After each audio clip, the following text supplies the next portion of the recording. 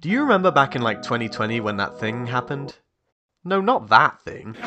The thing where all those videos started coming out that were just blurry JPEGs of empty play parks and schools, and everyone in my generation simultaneously realized that atmosphere can be more nuanced than the basic genres we're taught about in Year 2 English. Well, I guess I never really grew out of being obsessed with that stuff, because since then I really feel like I've been chasing that quiet, somber stuff, you know, that eerie stuff, dare I say, that liminal stuff.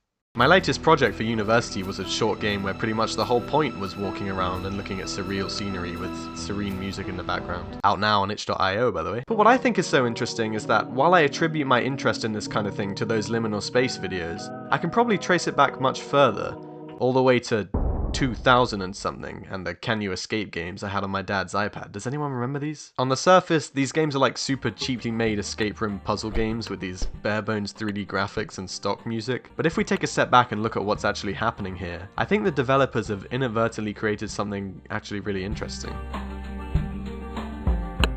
You're completely alone, ascending in this lift through different apartments that have been meticulously set up to guide you through puzzles while this mechanical music plays. Nothing moves smoothly, everything just jumps into place when you interact with it, and right when you're getting used to the Toy Story 1 look of everything, they hit you with this.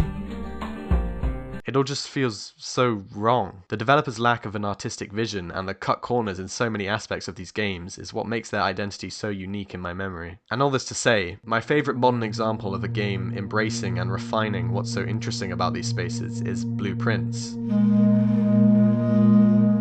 If you're watching this video, you either already know what Blue Prince is, or you're my mum. So in case you're my mum, the premise of this game is that your late granduncle has bequeathed to you his gigantic 45-room estate, but you're only allowed to inherit it if you find the secret 46th room somewhere in the house. But the house is kinda wacky. It has no fixed floor plan, instead you piece it together room by essentially drawing tiles from a shuffled house deck.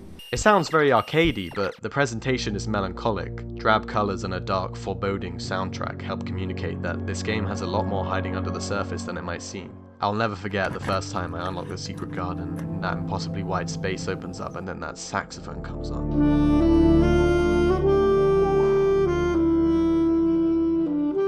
This ambient jazz masterpiece of an album, made by a super underrated band by the way, carries such a swooping air of history, adding so much weight to each discovery.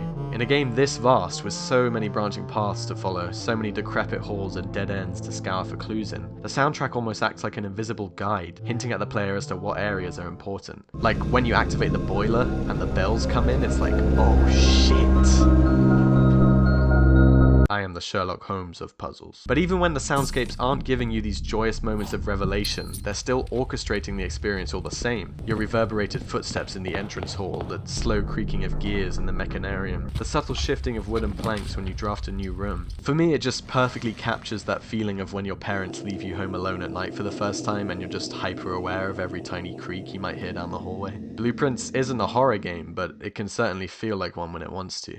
It's also kind of an escape room game, and despite being a video game, it's probably one of the most immersive ones I've experienced. If you've ever done an escape room in real life, you probably noticed that they usually have like a sci-fi one, maybe like an Egyptian tomb one, and then like 16 horror-themed ones. And for me, a lot of these horror ones miss the mark, because I just think escape rooms are scary enough as is without the haunted house theming. It's already weird and unsettling that I'm exploring a place where practically every inch of it was designed to intentionally feed into a greater puzzle. Kinda like how the backrooms are a pretty fun horror concept until you add in a spaghetti monster thing and now it's just a modern version of the Minotaur Labyrinth. That subtlety and eeriness is just lost. But with Blue Prince, you can never really be sure what's right around the corner, whether that's due to the ever-changing nature of the mansion, the way resources can spread across rooms with no explanation, or even the way doors will swing themselves open in certain rooms.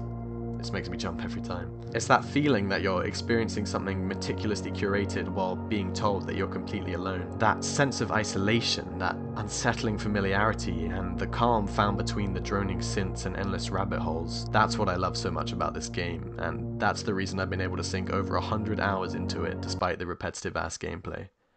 That and I don't have a job. Also, check out this shirt I made for my dad. I played the game with him and my sister, and man, the experience has just been unforgettable. So, thank you Doggy Bomb and Tonda Ross for the great game. If you somehow watch this video without playing it yourself, then go play it with the people you love, and keep a notebook, because some of this shit is genuinely impossible without it.